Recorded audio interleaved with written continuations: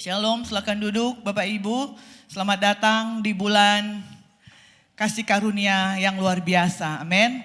Karena bulan ini secara khusus Gereja Bethany City Walk, gereja kita berulang tahun ke-10 tahun. Bayangkan 10 tahun tidak terasa, dan sepanjang 1 bulan ini dari bulan Februari gereja kita mengadakan kegiatan-kegiatan. Kita tahu itu jadi nilai bagi setiap orang.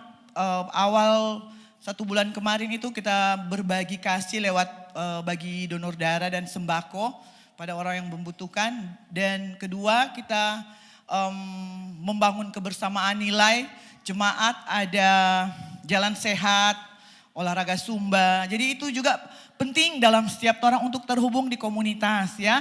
Dan kemarin itu ada lomba-lomba ya untuk saling mengenal satu sama lain. Ya, karena kita ini manusia roh, sekali lagi manusia roh yang memiliki jiwa dan berdiam di dalam tubuh. Ya, ada di dalam tubuh yang kuat ada jiwa yang luar biasa. Jiwa itu pikiran, kehendak, perasaan, keinginan, perasaan. Jadi orang keinginan biarlah orang mau kuat di dalam roh, sehingga hanya keinginan Kristus yang ada di dalam keinginan orang. Hanya pikiran Kristus yang ada di dalam pikiran orang.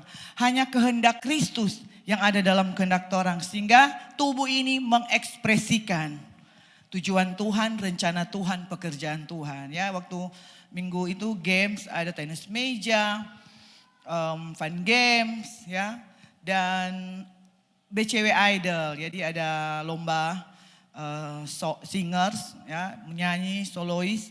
Semua itu tujuannya untuk membangun kebersamaan. Dan kemarin itu doa bersama ya, ditutup dengan hari Sabtu kemarin. Setiap hari Sabtu ya, setiap hari Sabtu sepanjang 1 bulan berlalu. Dan hari Jumat ini kita akan mengadakan celebrate hari hanya pas tanggal 10 Maret jam 6:30 malam. Di tempat ini kita akan mengadakan ibadah KKR bersama. Jadi mari jemaat Tuhan, berikan dirimu kita mengalami lawatan Tuhan, bersyukur untuk kebaikan Tuhan. Ya, tema ulang tahun kita di bulan ini, the goodness of God. Ya, betapa kebaikan Tuhan itu luar biasa dalam setiap orang. Ya, dan saya bagi sedikit tentang rema ini, kenapa diambil ini goodness of God. Saya dapat masukan dari salah seorang leaders di sini, yaitu dia bilang, Bugem, itu tema itu orang melihat wajah Tuhan, ya, melihat wajah Tuhan. Dia dapat di bilangan itu yang sering saya bilang, Tuhan menghadapkan wajahnya kepadamu dan memberikan engkau damai sejahtera. Ya, kita cari diperkecil ya, dicari kata kuncinya, dapatlah the goodness of God. Jadi ketika kita mengalami, melihat kemuliaan Tuhan, pasti semua yang terbaik dari Tuhan itu menjadi bagian orang semua. Tapi bukan hanya untuk kepentingan orang pribadi, tetapi kebaikan itu kalau saya dapat di Mazmur 13 ayat 6, ada 2 versi ya. Di Mazmur 13 ayat 6 dikatakan begini, aku mau menyanyi untuk Tuhan karena ia telah berbuat baik kepadaku. Berarti ini kata yang sudah terjadi, bukan belum terjadi. Ya, jadi mari jemaat Tuhan, kita orang-orang yang telah diberkati. Jadi kalau memuji Tuhan, datang beribadah, mari hargai, hormati siapa yang memberikan segala sesuatu dalam setiap orang. Jangan datang semua penyembahan ya. Jadi hal-hal kecil, Tuhan tidak menuntut orang mau setia dari hal yang besar. Itu bagian Tuhan dalam setiap orang. Tapi dimulai dari setia dari hal yang kecil. Hormati, hargai ibadah. Saat ini ibadah hanya 1,5 jam, 1,5 jam. Jadi datang dengan kerinduan untuk rasa haus dan lapar akan Tuhan. Ya, karena ada suatu kuasa di mana ketika orang bersekutu memuji bersama, ya, api Tuhan itu besar melawat setiap orang. Dan kalaupun sudah datang, mari menyanyi, deklarasikan kebaikan Tuhan. Itu bukan untuk Tuhan minta ya, untuk kebaikan Tuhan, tapi itu untuk kebaikan orang. Karena Tuhan lagi mempersiapkan orang, bukan hanya sampai orang, tapi untuk seluruh orang yang terhubung dengan orang. Di keluarga, rumah tangga, usaha, bisnis, pekerjaan, pelayanan, komunitas ya, pergaulan torang, anak-anak torang, studi anak-anak torang itu semuanya merangkum semua. Jadi mari di Mazmur 13, aku mau menyanyi untuk Tuhan karena Ia Tuhan sendiri telah berbuat baik kepadaku ya. Dan di ayat yang di ayat yang kedua yang remah ini, goodness of God, itu di Kejadian 20 ayat Kejadian 50 ayat 20. Kejadian 50 ayat 20. Dikatakan begini, memang kamu telah mereka-rekakan yang jahat terhadap aku, tetapi Allah telah mereka-rekakannya untuk kebaikan, dengan maksud melakukan seperti yang terjadi sekarang ini, yakni memelihara hidup suatu bangsa yang besar. Amin. Jadi bayangkan kebaikan Tuhan ini, jemaat Tuhan. Dikatakan di sini memang kamu, ya, ini berbicara musuh semua orang ada di dalam tantangan peperangan yang orang bilang musuh setiap hari. Ini salah sadiki langsung terbakar. Berarti orang kalah oleh musuh karena musuh cuma ada kore sadiki langsung terbakar ya. Dan itu yang dirancangkan musuh bagi setiap kita. Tetapi percaya kebaikan Tuhan dalam setiap orang ini. Allah telah, ya sekali lagi dikatakan, telah mereka-rekakannya untuk kebaikan. Nah di sini jemaat Tuhan bukan kebaikanku, tetapi dikatakan kebaikan. Dan kebaikan di sini saya bilang bukan untuk dikonsumsi pribadi. Semua yang kita minta Tuhan kasih, semua yang kita perlu Tuhan jawab, ya Tuhan sediakan.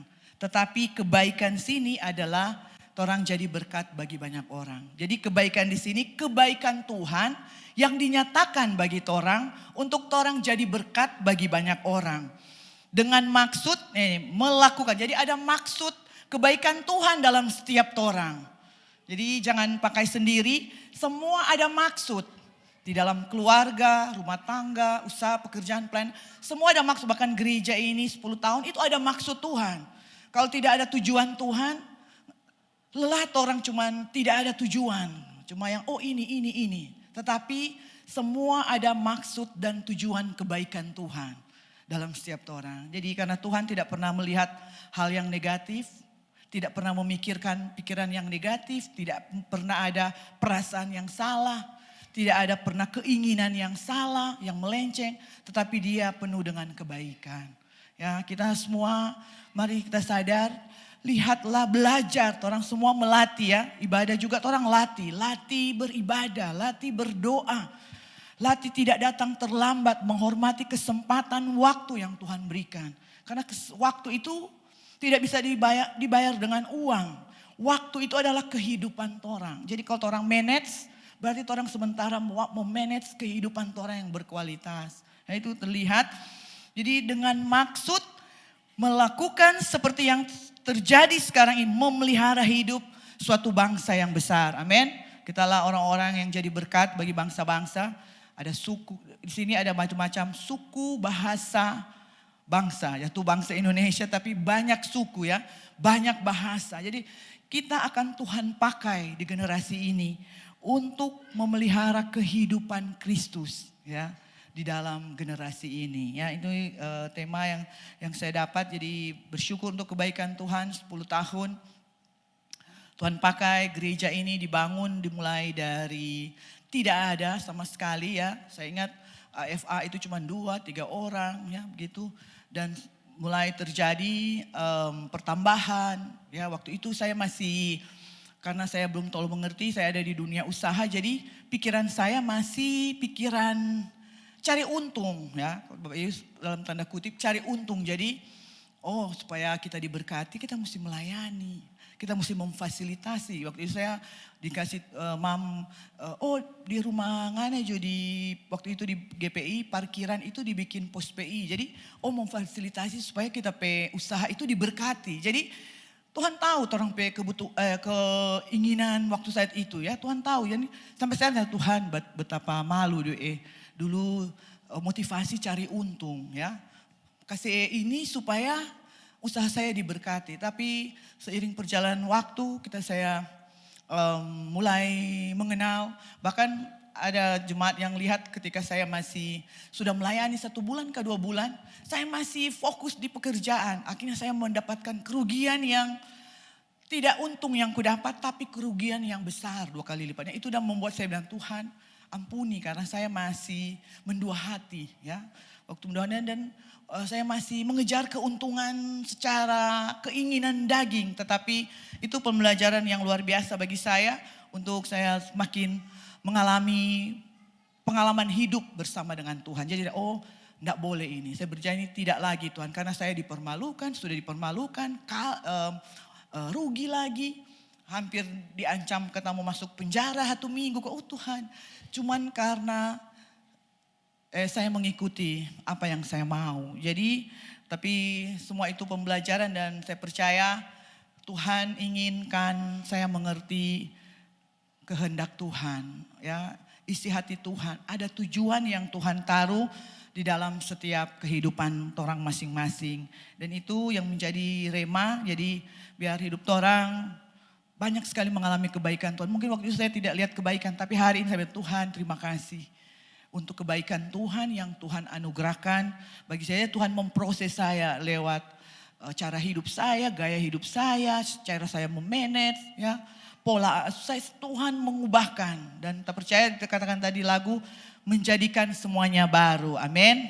Jadi yang lama sudah berlalu, sesungguhnya yang baru selalu ada bagi setiap orang. Telah datang bagi orang berarti selalu ada sesuatu yang baru. Karakter yang dibaharui, perkataan yang dibaharui, pikiran yang dibaharui. Ya, sehingga kehidupan kita akan terus laras dan memancarkan karakter dan karisma Kristus ya dalam setiap orang. Dan kebenaran firman bagi setiap orang dari Mam Leni, Ibu Pendeta Dr. Leni sebagai gembala sidang di seluruh wilayah Manado, Sulawesi Utara, Tobelo, Maluku, Sulawesi Selatan ya. Kita ada tema yaitu di Markus 10 ayat 46 dengan judul melihat dan memuliakan nama Tuhan. Ya, di situ dikatakan tema kita di bulan Maret melihat dan memuliakan nama Tuhan. Waktu saya lihat ini pairing dong sama dengan the goodness of God, kebaikan Tuhan. Ya, melihat dan memuliakan nama Tuhan. Mari kita baca di Markus 10 ayat 46. Markus 10 ayat 46. Saya bacakan ayat 46, Bapak Ibu 47 dan seterusnya kita bergantian. Karena kita tahu firman yang diperkatakan itu masuk di telinga dan akan jadi berkat untuk menambahkan iman dalam setiap orang. Yesus menyembuhkan Bartimeus ayat 46. Lalu tibalah Yesus dan murid-muridnya di Yeriko. Dan ketika Yesus keluar dari Yeriko bersama-sama dengan murid-muridnya dan orang banyak yang berbondong-bondong, ada seorang pengemis yang buta bernama Bartimeus, anak Timeus, duduk di pinggir jalan.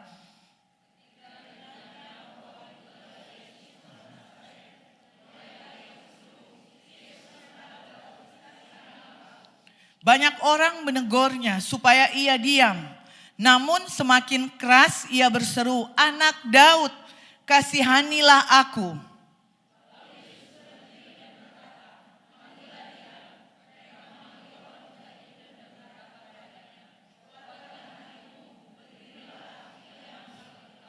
Lalu ia menanggalkan jubahnya, ia segera berdiri dan pergi mendapatkan Yesus.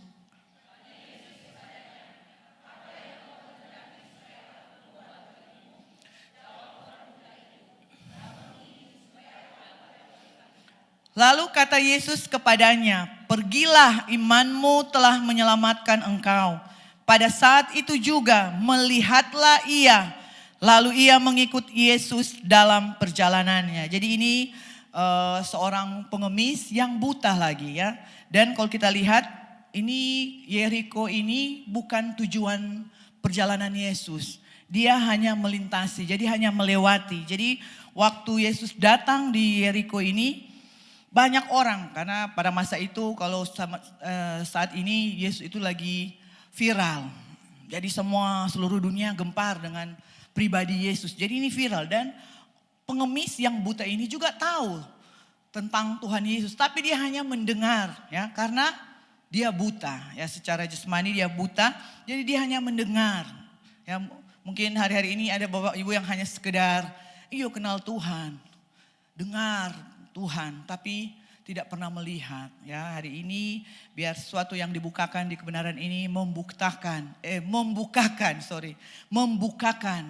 mata batinnya torang, mata rohani torang. Dan dikatakan bersama-sama dengan muridnya dan orang banyak berbondong-bondong. Kalau di terjemahan lain pada ayat ini Tuhan semua meninggalkan Yeriho. Jadi Tuhan semua meninggalkan. Mungkin sudah di ujung kota, kan waktu pada saat itu berjalan. Dan ini ada Bartimeus yang duduk di pinggir jalan di ujung kota. Ketika didengarnya bahwa itu adalah Yesus orang Nazaret, ayat 47, mulailah ia berseru. Jadi dia memanggil-manggil, berdoa, berteriak, Yesus anak Daud, kasihanilah aku. Ayat 48. Banyak orang menegurnya supaya ia diam, namun semakin keras ia berseru, anak Daud kasihanilah aku.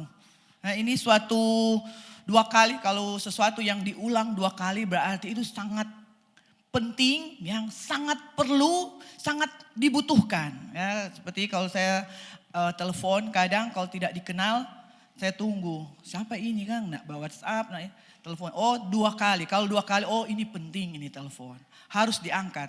Itu urgent berarti. Jadi begitu juga dengan seorang pribadi yang bernama Bartimeus. Kita tahu dia pengemis, buta. Jadi berbicara pengemis itu mental minta-minta, miskin, tidak punya apa-apa. Keadaannya buruk, ya. Keadaannya buruk dan dia selalu orang-orang yang paling disepelekan di masa itu, ya. Dia di orang-orang yang direndahkan.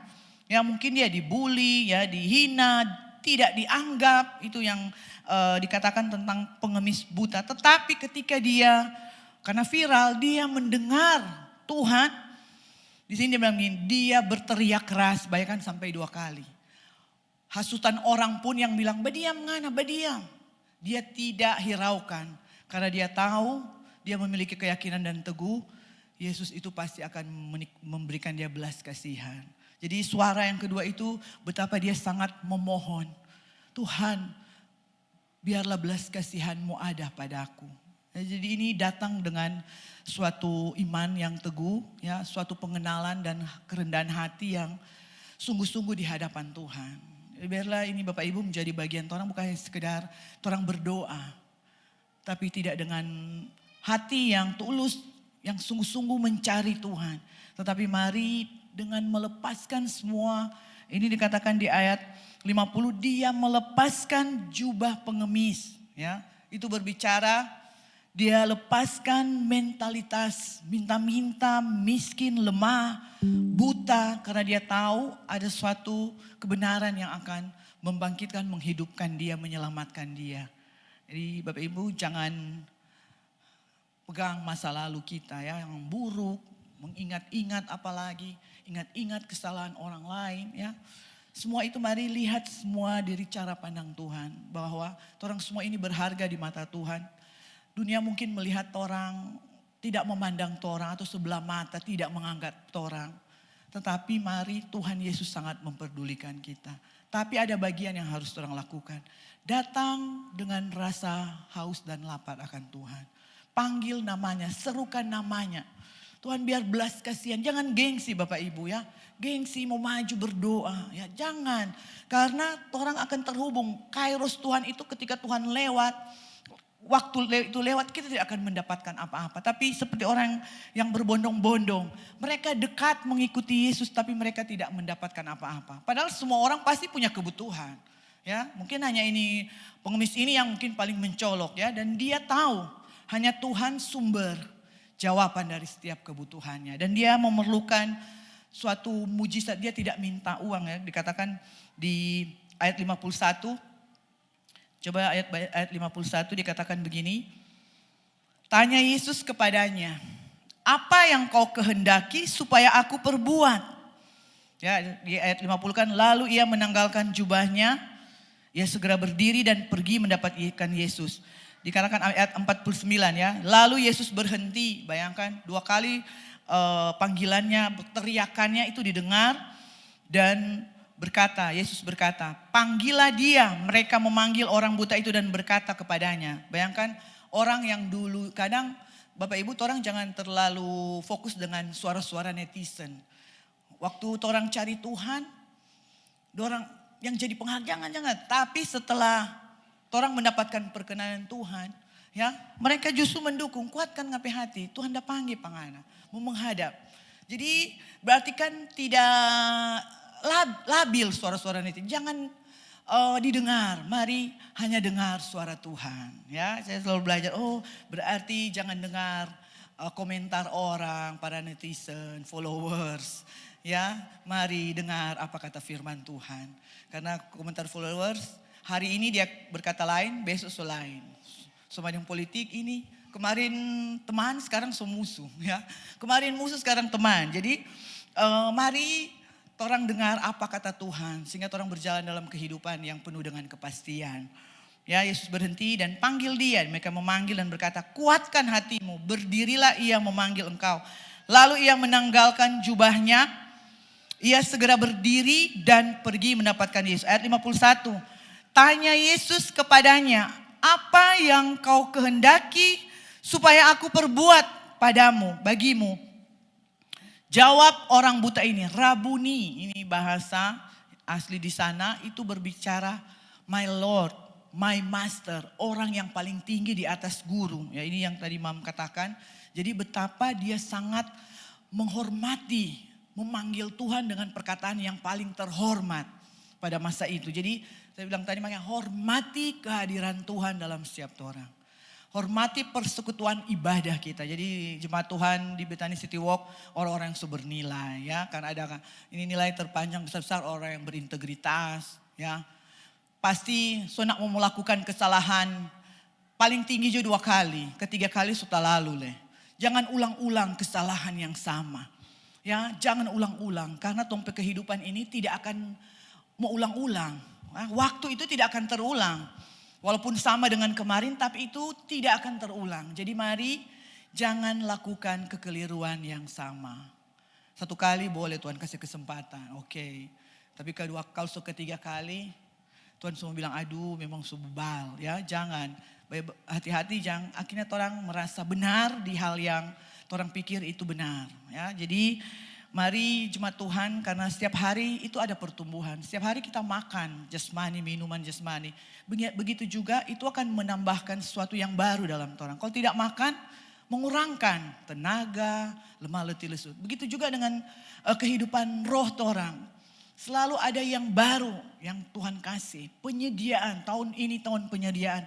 Tuhan pasti sediakan yang orang perlukan. Tapi mari inginkan lebih dari segalanya. Keinginan orang akan pribadi dia. Haus dan lapar akan karena dialah sumber semua dalam seluruh area kehidupan orang.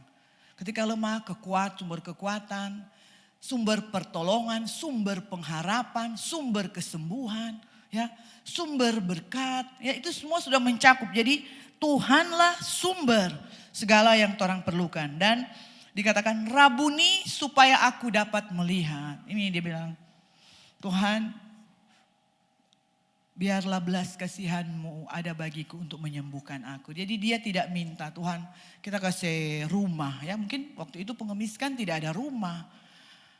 Ya, dia hidup sendiri tidak ada keluarga. Mungkin kalau boleh dia bilang Tuhan berikan aku rumah, sebuah rumah.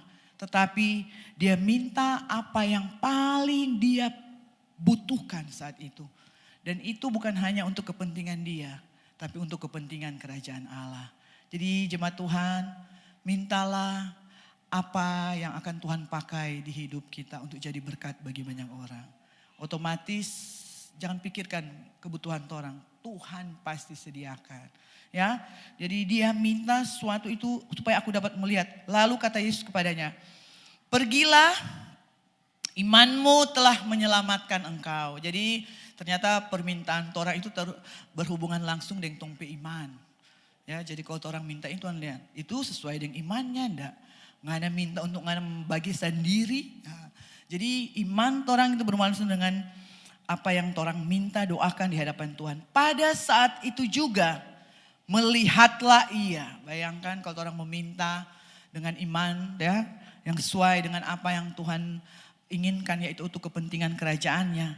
Seketika langsung terjadi, tidak ada proses menunggu, jebret langsung terjadi. Dia langsung melihat, lalu mengikut Yesus dalam perjalanannya. Jadi berbicara tentang mengikut Yesus berarti dia bersama dengan Tuhan, ikut melayani dengan Tuhan, ya selalu di mana Tuhan berada dia ada. Akhirnya dia tinggal di dalam Tuhan, dan kalau kita ada di zaman kasih karunia ini, Tuhan tinggal di dalam setiap orang. Jadi saya mau katakan ini seorang pengemis, dan kita bandingkan di Markus 10 ayat 35. Dan ini Mam katakan begini, kedekatan fisik tidak menjamin kedekatan batin.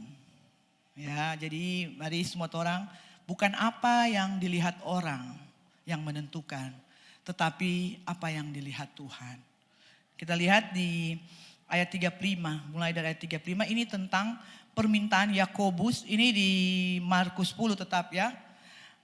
Permintaan Yakobus dan Yohanes bukan memerintah melainkan melayani. Jadi lihat ini ayat 35. Lalu Yakobus dan Yohanes anak-anak Zebedeus mendekati Yesus dan berkata kepadanya, "Guru, kami harap supaya engkau kiranya mengabulkan sesuatu permintaan kami." Ya ini dia. Dan Tuhan menjawabnya kepada mereka. Ini Tuhan menjawab, "Apa yang kamu kehendaki aku perbuat bagimu?" Lihat jemaat Tuhan, dua pribadi yang berbeda, ya latar belakang berbeda, tetapi pertanyaan yang sama yang Tuhan tanyakan. "Apa yang kamu kehendaki aku perbuat bagimu?" Lalu kata mereka, "Perkenankanlah kami duduk dalam kemuliaan-Mu kelak.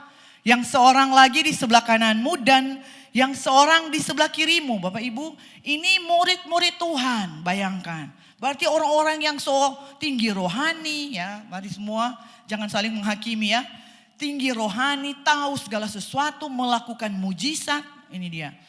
Tetapi kata Yesus kepada mereka, "Kamu tidak tahu apa yang kamu minta. Dapatkah kamu meminum cawan yang harus kuminum dan dibaptis dengan baptisan yang harus kuterima?" Jadi mereka meminta bukan kepentingan Tuhan, tetapi untuk kepentingan diri sendiri. Bayangkan duduk di sebelah kanan, berarti kan meminta jabatan, kehormatan, ya, kemuliaan. Ini dia. Karena badiku dekat dengan Tuhan, ya. Jadi mesti tahu udah bilang kalau dekat di api panas. Jadi pergunakan kesempatan. Jadi ini yang dilakukan oleh para murid. Tetapi kata Yesus, ayat 19. Jawab mereka, bayangkan dengan percaya diri lagi ya. "Kami dapat," Yesus berkata kepada mereka, "memang kamu akan minum cawan yang harus kuminum dan akan dibaptis dengan baptisan yang harus kuterima." Yaitu penderitaan, pengorbanan tingkat tinggi ya. Itu yang Tuhan lakukan. "Tetapi hal duduk di sebelah kananku atau di sebelah kiriku," ya sekali lagi kursi jabatan, "aku tidak berhak memberikannya itu. Itu akan diberikan kepada orang-orang bagi siapa itu telah disediakan." Jadi itu hanya Bapa yang tahu. Orang jangan pikir apa yang bukan yang Tuhan inginkan untuk orang lakukan. Mari minta sesuatu yang benar-benar orang butuhkan untuk orang dipakai Tuhan di generasi ini. Ya. Jangan minta hal-hal yang dimana memang Tuhan mengasihi, tetapi itu doa yang tidak dijawab oleh Tuhan. Kan dikatakan bilang gini, "Aku tidak berhak memberikannya." Bayangkan, jadi Tuhan tidak akan memberikan. Jadi ada pertanyaan yang sama dari Tuhan Yesus kepada Bartimeus. Ini perbandingan ya. Bartimeus yang hanya mendengar karena Yesus viral ya. Cuma dengar, tidak melihat. Tapi pertanyaan juga yang sama, permintaan yang sama dari murid-murid yang hari-hari dengan Tuhan. Mengalami Tuhan, melihat dengan jelas mujizat yang Tuhan nyatakan. Bahkan mereka mungkin mendapatkan kuasa dan otoritas. Tetapi mereka salah berdoa di hadapan Tuhan. Karena yang mereka minta hanya untuk kepentingan diri sendiri. Ya, bukan untuk kepentingan, untuk kemuliaan nama Tuhan. Jadi Mari jemaat Tuhan, ini pembelajaran, jadi bukan seberapa apa yang kita bisa lakukan dalam pelayanan. Tadi kemarin saya memang dapat itu di doa Sabtu, Tuhan selalu melihat hati. Ya, yang di luar ini itu otomatis mengikuti, include-nya. Jadi bukan hanya sekedar tong melayani di depan, tapi mari orang melayani Tuhan secara pribadi. Kehidupan orang dinikmati oleh Bapa di surga. Ya, karena Tuhan melihat hati. Kan orang tidak tahu yang melayani, motivasinya apa melayani. Mungkin seperti saya dulu, motivasi cari untung. Ya, motivasi selalu cari untung. Tapi mari di 10 tahun ini semua orang mau berubah, amin. Semua orang mau rela berkorban untuk kemuliaan Tuhan dinyatakan. Sehingga kita akan melihat mata batinnya orang, mata rohani orang akan melihat perkara-perkara yang ilahi. Telinga rohani orang akan dibukakan dan akan mendengar jelas, keras suara Tuhan berbicara bagi setiap orang. Mungkin ini kebenaran yang saya sampaikan pada siang hari ini. Biarlah orang menjadi orang-orang yang mencari Tuhan dengan penuh ketulusan hati. Ya, jangan pelayanan hanya sekedar mengisi waktu Jo, daripada di rumah nintau. Tapi mari berikan gini, Tuhan saya mau memberi waktu yang terbaik untuk melayani Tuhan.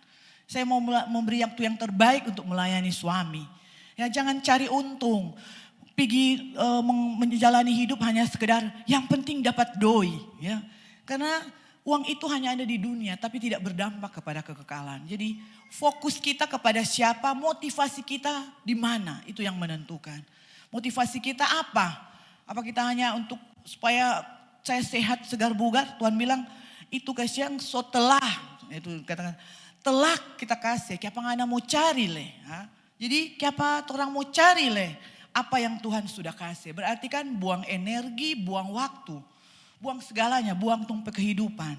Ya, jadi mari minta apa yang memang jelas Tuhan mau kasih pada orang. Pasti Tuhan akan bukakan. Seperti Bartimeus, dia tidak minta harta. Tapi dia minta biar DP mata itu melihat. Mari orang minta saat ini, bukakan Tuhan rahasia kerajaan-Mu. Kami mau baca firman, berdoa, berpuasa pun. Untuk melihat sesuatu yang ilahi dinyatakan. Jadi kalau cuma melayani sekedar jadwal, ya sunat zaman saat ini ya. Terima Tuhan, mari di 10 tahun ini orang semakin bertumbuh, dewasa, melihat perkara-perkara ilahi. Melayani dengan cara yang berkenan, menghormati Tuhan. Dimanapun orang pergi itu orang pelayanan. Dimanapun orang bekerja itu orang pelayanan. Di keluarga, rumah tangga, usaha, bisnis, pekerjaan, kantor, pergaulan, mari melayani dengan cara yang terbaik. Jadi jangan buat tompe hidup sembarangan ya, asal tiba, asal iyo. Tapi mari mulai mendisiplinkan diri untuk nama Tuhan dipermuliakan dalam setiap orang. Kita akan masuk dalam perjamuan